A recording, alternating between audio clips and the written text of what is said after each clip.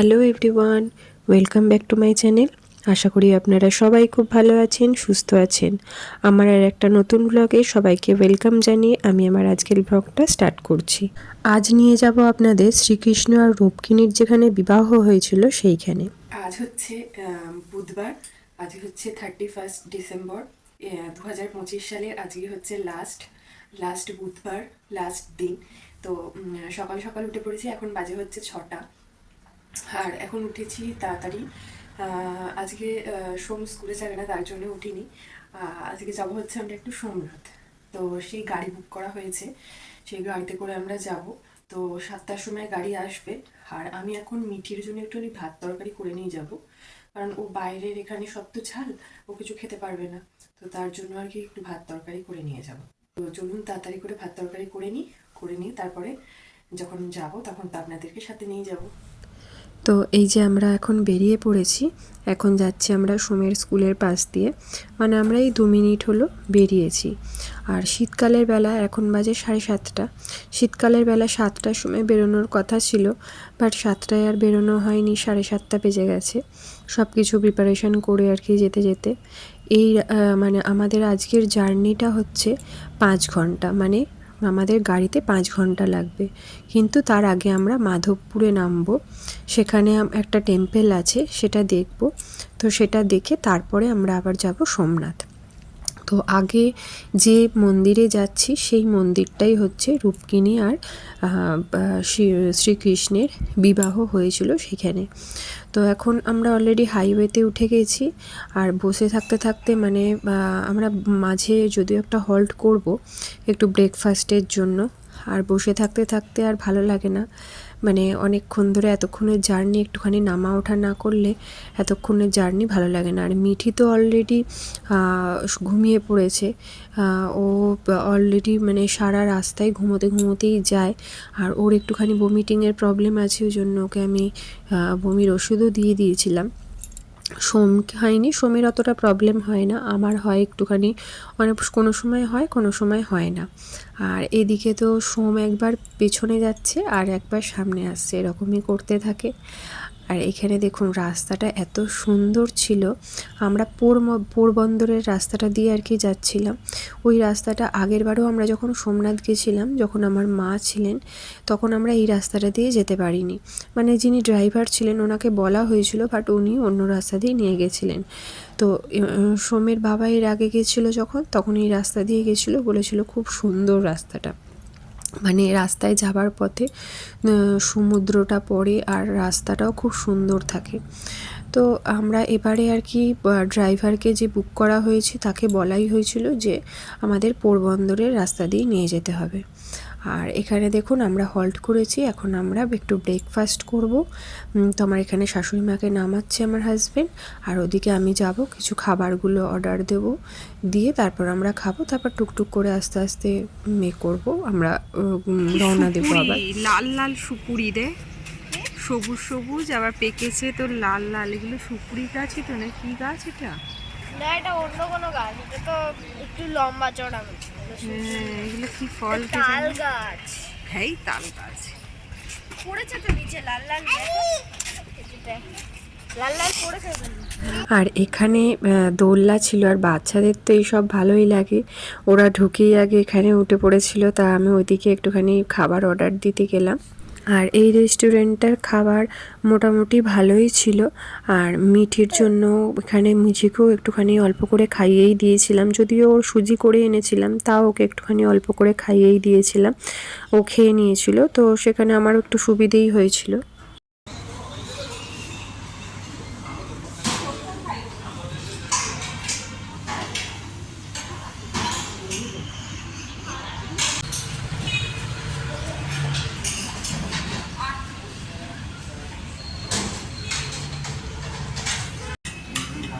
আস্তে আস্তে খাও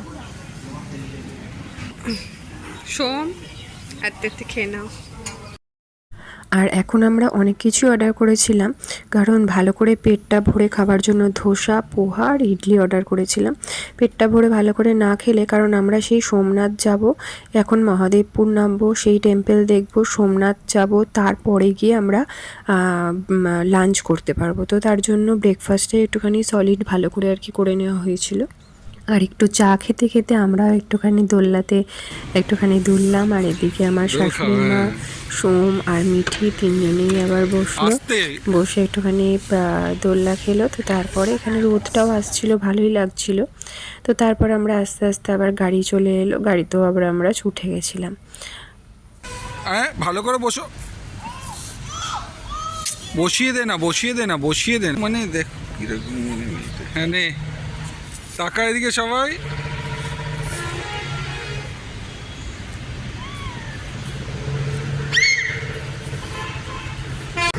তো চলুন তাহলে, আমাদের এখন ব্রেকফাস্ট করা হয়ে গেছে। তো এখন আমরা যাচ্ছি আবার এখানে গাড়িতে আবার উঠবো, উঠে যাব ফার্স্টে হচ্ছে মহাদেবী টেম্পল যাব।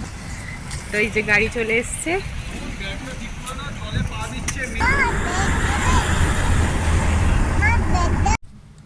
আর রাস্তাটা সত্যি এত ভালো ছিল, আর যিনি ড্রাইভার ছিলেন উনি এত সুন্দর চালাচ্ছিলেন যে আমাদের কোথা থেকে টাইমটা চলেই গেল। আমরা মাঝে মাঝে একটু করে নেমেছিলাম। এই যে দেখুন সমুদ্রটা দেখা যাচ্ছে, পুরো এত সুন্দর, এত মনোরম দৃশ্য, মানে সেটা হয়তো আমি ফোনেতে অতটা, ভিডিওতে অতটা ভালো বোঝা যায় না। সামনে থেকে যে কোনো দৃশ্য দেখে, মানে চোখে দেখে যে দৃশ্যটা আর ক্যামেরাতে অনেকটা তফাৎ থাকে। তো এখানে যতটা পারছি আপনাদের সাথে শেয়ার করার চেষ্টা করছি। তো এখানে সমুদ্রের একদম পাড় দিয়ে ফেরার সময়তে আরও বেশি ভালো লাগে। আর এইটা হচ্ছে মহাদেবী টেম্পল, এখানেই হচ্ছে শ্রীকৃষ্ণ আর রুক্মিণী দেবীর বিয়ে হয়েছিল। আর আমাদের এত লেট হয়ে গিয়েছিল, 11:30টায় টেম্পল বন্ধ হওয়ার কথা, বাট আমরা জানতাম 12টায় বন্ধ। আমরা 11:45টায় ঢুকেছিলাম, তখন জাস্ট 2 মিনিটের জন্য, মানে মন্দিরটা 11:30 থেকে 11:45টায় সেদিনকেই বলেছিল বন্ধ হবে। তো আমরা 2 মিনিটের জন্য আমরা ঢুকতে পেরেছিলাম, না হলে আমাদের বিকেল 4টের সময় আবার আসতে হতো, হয়তো আমরা দেখতেও পেতাম না। তো আমরা ভেতরে গিয়ে দর্শন করেছি, করে এত সুন্দর লেগেছে। ভেতরে ক্যামেরা অ্যালাউ নয়, তাই ভিডিও করতে পারিনি। এটা হচ্ছে শ্রী মাধব রায়জি মন্দির, এখানে লেখা রয়েছে, গুজরাটিতে লেখা রয়েছে। তো এটাই হচ্ছে মন্দিরটা, অনেক বছরের পুরনো, যখন শ্রীকৃষ্ণ বিবাহর পরই আর কি এটা বানানো হয়েছিল। এখানটাতে এসে এত ভালো লাগছিল, একটা আলাদাই একটা ফিল লাগছিল যে শ্রীকৃষ্ণের এখানে বিবাহ হয়েছিল, সেই জায়গাটা দেখতে পারলাম। আর এখানেও একটা ছোট্ট মতন বিচ নয়, সমুদ্রটাই রয়েছে। এখানে কেউ বিচে মানে সুন্দর নয় বিচটা, তার জন্য এখানে কেউ নামে না। এখানে কতগুলো কুকুর, ভীষণই নোংরা ছিল। দেখ কি বড় ঢেউ, বাপরে কি আওয়াজ, দেখ ডিউতে দেখো এই আওয়াজটা থাকে না বলো।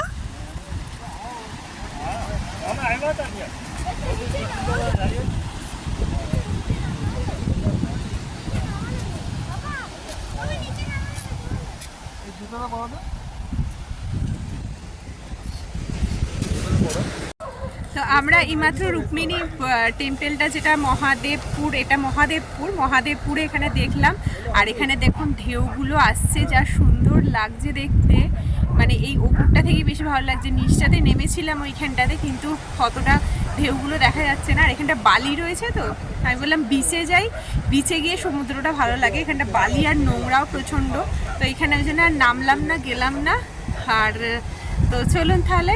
আর মহাদেবপুরে এখানে হচ্ছে ওই রুক্মিণী আর কৃষ্ণরকে বিয়ে হয়েছিল ওই মন্দিরটাতে, তো সেইখানে সেইটার জন্য ওখানে একটা মন্দির করা। আর দেখুন এটা ঢেউটা, এত আওয়াজ আসছে, ঢেউয়ের প্রচুর আওয়াজ আসছে।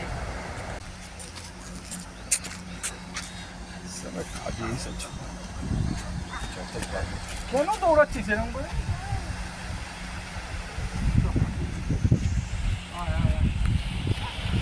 এখানে একটা মন্দির, এই যে পাথরগুলো দিয়ে তৈরি হচ্ছে,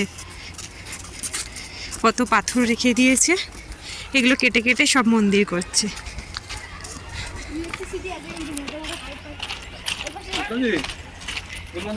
শুনি না, वो सुकुर सा वो इंटरनल ऑडिट चल रहा था ना उसका बाहर वाला, वो लोग बेस 6 में हैं, थोड़ा सा ये करिए ना, जाइए ना, उसका क्लोजिंग करेगा आज, तो क्या क्या पॉइंट है थोड़ा दिखाएगा। আর সোমের বাবার সাইডে এত চাপ এত প্রেশার, ঘুরতে এসেও শান্তি নেই। সে এখানে এসেও ফোন আসছে, ফোনের পর ফোন। তো এখন আমাদের গাড়িও চলে এসছে, এখন আমরা যাই সোমনাথের উদ্দেশ্যে। এখান থেকে সোমনাথ যেতে লাগবে 1.5 থেকে 1.25 ঘন্টার মধ্যে আমরা পৌঁছে যাব। সোমনাথের ভেতরে মানে ক্যামেরা অ্যালাউ নয়, স্মার্ট ওয়াচ ক্যামেরা কোনোটাই অ্যালাউ নয়। তো এটাই হচ্ছে সোমনাথ টেম্পল, এটা বাইরে থেকে আপনাদের একটুখানি দেখিয়ে দিলাম। তো এখানে একদম ভেতর দিকে আছে টেম্পলটা, আর এর ভেতরেই ক্যামেরা, ফোন, স্মার্ট ওয়াচ সব জমা দিয়ে আর কি যেতে হয়। আর এখানে হুইল চেয়ারের ব্যবস্থা আছে, তো তার জন্য আমার শাশুড়ি মাকে হুইল চেয়ারে করেই নিয়ে যাওয়া হবে। তো চলুন আমরা আগে দেখে নিই মন্দিরটা। একটা বেজে গেছিল এখানে এটা গেছিলাম মন্দিরে, আর এখন আমরা রেস্টুরেন্টে চলে এসেছি 3:30। একটা মিক্সড ভেজ ছিল, একটা সেও টমাটার বোলকের একটা ছিল, আর এই একটা ডাল ছিল, 2টো রুটি, অল্প একটু ভাত আর একটু পেঁয়াজ, ব্যাস এটাই। আর একটু ছাঁচ ছিল। তো গুজরাটি থালি আমাদের মানে এখানে আছি থাকতে থাকতে কিন্তু গুজরাটি থালি খেতে বেশ ভালোই লাগে। তো এখানে যদিও ননভেজ কিছু পাওয়া যাবে না, গুজরাটি থালিটাই অ্যাভেলেবেল।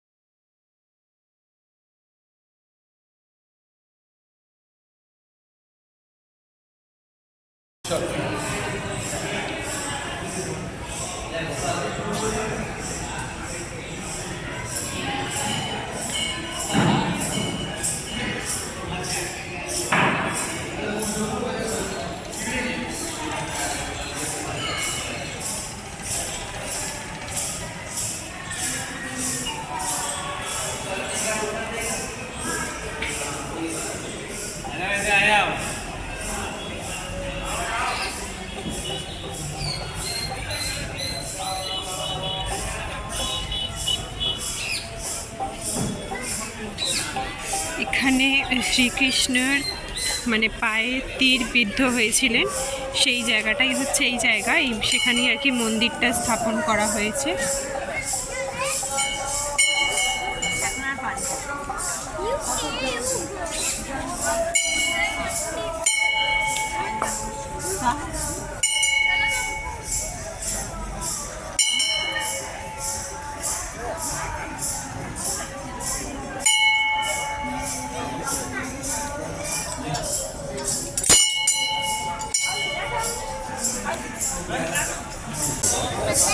শিব ঠাকুরের শিবলিঙ্গটা নামিয়ে দাও নিচে।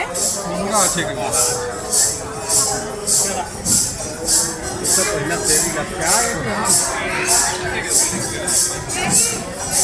এটা কিসের মন্দির বলো একটু? না, ভাল তীর্থ মন্দির, যেখানে শ্রীকৃষ্ণকে তীর মারা হয়েছিল।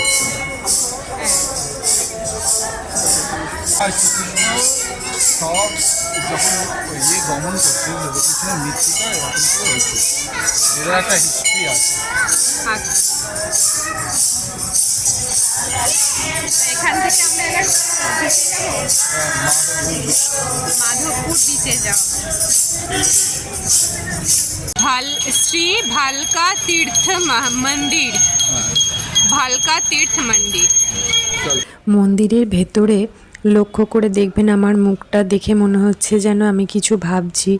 আমি না সত্যি মানে ভাবতে পারছি না যে আমি শ্রীকৃষ্ণের এতটা কাছে, মানে গুজরাটের সমস্ত জায়গায় শ্রীকৃষ্ণের মানে স্মৃতি চারদিকে ছড়িয়ে আছে। তো সেখানে যে যেতে পারবো, আমি ছোটো থেকেই শ্রীকৃষ্ণের খুবই ভক্ত ছিলাম, তো আমি যে সেখানে আসতে পারবো আমি স্বপ্নেও ভাবতে পারিনি।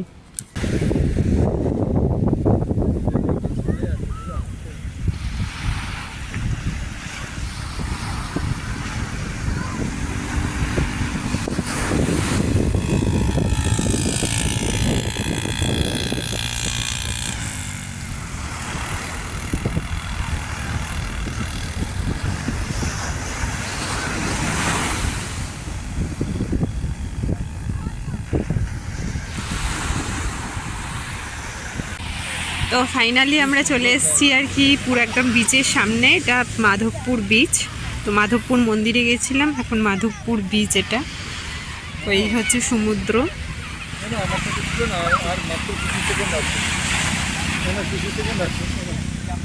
কি তুলবো? আমরা মানে এতে যাওয়ার আগে বাড়ি যাওয়ার আগে একবার বিচটা দেখে তারপরে আর কি এবার বাড়ি যাব।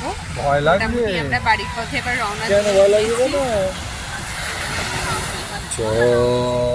আর এখানে এই যে মিটিকে বলছে উঠেতে বেড়াতে যাবে।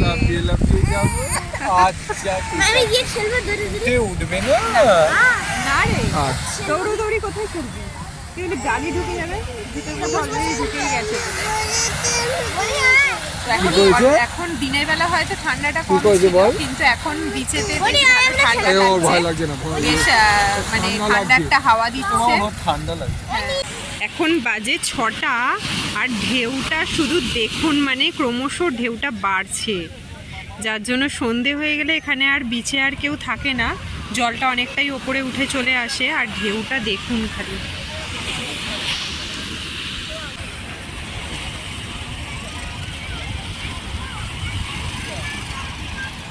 তো অনেক দিন বাদেই আর কি রান্না বান্না ছেড়ে মানে সারা দিনের জন্য বেরোলাম। অনেক দিন বাদে ভালো লাগলো আর কি, বেশ একটু সংসার থেকে বেরিয়ে। অনেক দিনই ইচ্ছা করছিল যে কোথাও ঘুরে আসি। তো আজকে সোমের বাবা ছুটি ছিল, মানে কালকে ছুটি আছে, তো আজকেও একটা লিভ নিয়েছে। তো নিয়ে আজকে ওর জন্য আসা হলো। আজকে ওদের অফিস থেকে পার্টিও ছিল, বাট সেখানে আর আমরা যাচ্ছি না, যেহেতু আমরা এখানে এসেছি। পার্টিতে তো অ্যাটেন্ড করাই হয়, একটুখানি ঘর থেকে বেরিয়ে সারাটা দিন একটা অন্য পরিবেশে অন্যভাবে কাটাতে বেশ ভালোই লাগে। তো তার জন্যই আর কি আসা। এর আগে সোমনাথ এসেছি আমি, বাট আমার মা ছিল যখন, তখন এসেছিলাম মাকে নিয়ে। বাট এই মাধবপুর বিচে আমরা আসিনি। মাধবপুর বিচে এই ফার্স্ট টাইম আর কি এলাম। তবে ডিউটা গেছিলাম, ডিউটাতে এত বড় বড় ঢেউ ছিল না, অল্প ঢেউ ছিল, আর বালি ছিল না। ওটা ছিল হচ্ছে এমনি মানে এমনি পাথরের ছিল। তো এখানেও কেউ স্নান করছে না, এখন তো বিকেল হয়ে গেছে যদিও। আর খুবই হাওয়াটা বেশ ঠান্ডা হাওয়া দিচ্ছে, মিঠির ঠান্ডা লাগছে। ওর বাবা গেছে এখন ইয়ে করতে, ও মিঠির জন্য একটু সোয়েটারটা গাড়ি থেকে নিয়ে আসতে গেছে। বুঝতে পারিনি ঠান্ডা লাগবে, সকালে আসলে এত গরম লাগছিল, মানে এতটা এখন যে ঠান্ডা, মানে খুব ঠান্ডা হাওয়া নয়, তবে হাওয়াটা একটু গায়ে ঠান্ডাই লাগছে। সমুদ্রের ধারে একটু ঠান্ডা লাগবে, তবে যদি আমরা রোদ থাকতে আসতাম তাহলে হয়তো এত ঠান্ডাটা লাগতো না, তখন ভালো লাগতো। এবার বাড়ি যাব, রাত্রিবেলা খাওয়া দাওয়াটা ডিনারটাও বাইরে থেকে করেই যাব। হালকা কিছু খাওয়া হবে, সেরকম কিছু আর খাওয়া যাবে না আর কি, সারাদিন খাওয়া হয়েছে। আর এখানে শুনতে পাচ্ছেন শাঁখও বিক্রি হচ্ছে।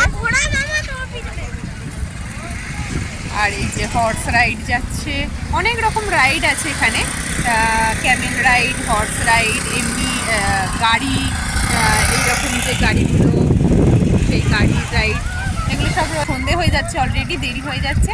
তো আমরা এখন বাড়ি যাব। তো চলুন তাহলে আজকের মতন ভিডিওটা এখানেই শেষ করছি। আর আমাদের আজকে জার্নিটাও এখানেই মানে শেষ হচ্ছে, এটাই লাস্ট আমাদের। আর কোথাও ভিজিটিং নেই, মানে কোথাও আমরা যাচ্ছি না, এখান থেকে ডাইরেক্ট আবার বাড়ি যাব। তো চলুন তাহলে আজকের মতন ভিডিওটা এখানে শেষ করছি। আমার ভিডিওটা কেমন লাগলো সবাই অবশ্যই কমেন্ট বক্সে কমেন্ট করে জানাবেন। আর যদি ভালো লেগে থাকে অবশ্যই একটা লাইক করে দেবেন, আর কমেন্ট করে জানাবেন যে কেমন লেগেছে আমার ভিডিওটা। চলুন তাহলে আজকের মতন এখানেই শেষ করছি ভিডিওটা। সবাইকে হ্যাপি নিউ ইয়ার।